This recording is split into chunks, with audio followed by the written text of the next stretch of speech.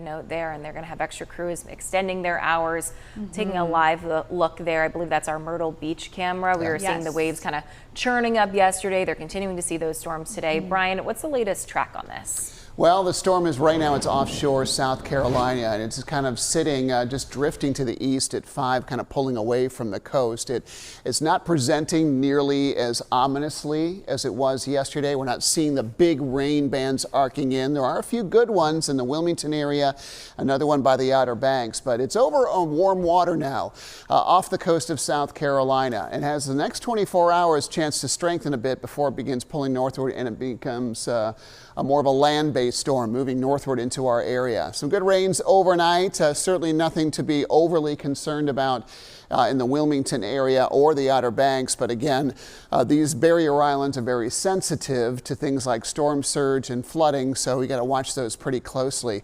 Locally, we got a few sprinkles coming in. Clouds are heavy.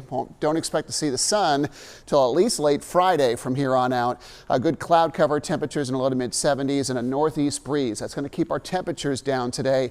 We have some low to mid 60s in the mountains. Here's the latest track. Notice the cone is narrowed considerably. There's a lot more confidence today about where this thing is going to go. We'll start to pull northward later today. Another landfall likely early Thursday morning, and then starts to move slowly north at first, and then will gradually accelerate. But look at the path. Get to watch the whole cone, not just the center of the cone, but notice that it's likely going to cross very close to our area, making winds likely an issue with this as we go through your Thursday as well. Should start to pull away Friday now. Friday's weather may be improving. Certainly if you've got plans to travel into the northeast, keep an eye on Debbie for sure. As far as rain goes, it's going to start to pick up today.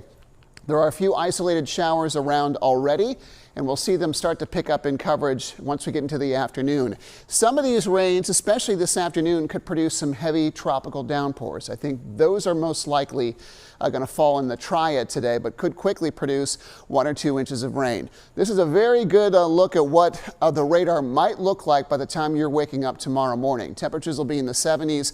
Some of the bigger bands from a shore that is now on shore starts to move our way, and then we're kind of in it to win it on Thursday. Periods of rain, likely long periods of steady heavy rain.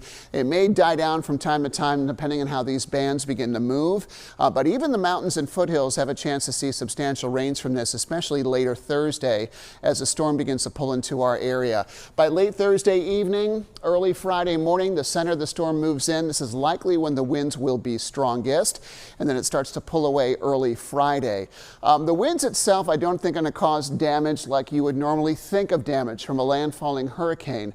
But keep in mind that we're going to have several hours of rain before the strongest winds come in, and that could be enough to soften the ground, to push trees over, and not only cause damage just from falling trees, but also some power outages. So that's something I think you should prepare for today. Maybe get some extra flashlights, make sure you got candles in place. If you've got a generator, make sure you put it in a very safe location and get that ready just in case you're going to need something like that. As far as rain totals go today, I think the heavy downpours will produce the best rains. Otherwise, it's pretty spotty, but as we get into the overnight hours, here comes the rain, waking up potentially to 1, 2, maybe even 3 inches of rain early tomorrow morning, and then it just continues to add up. I think conservatively, we can expect 3 to 6 inches of rain locally, but especially in eastern areas or near the center of that track, we could see more. If we get into these 6, 7, 8 inch rainfall totals, we're going to expect some flooding. Even 3 to 6 inches is going to cause some flooding. The Triad and eastern foothills are under a flood watch.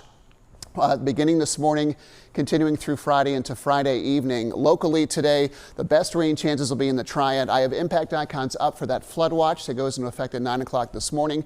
Breezy weather today, northeast winds at 10 to 20. High will be near 80. Your best rain chance comes in the afternoon.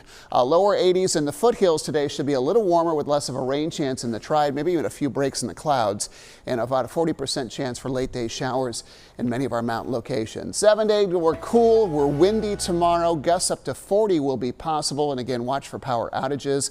We'll start to come out of this Friday after some wet commute early, and then better weather for the weekend.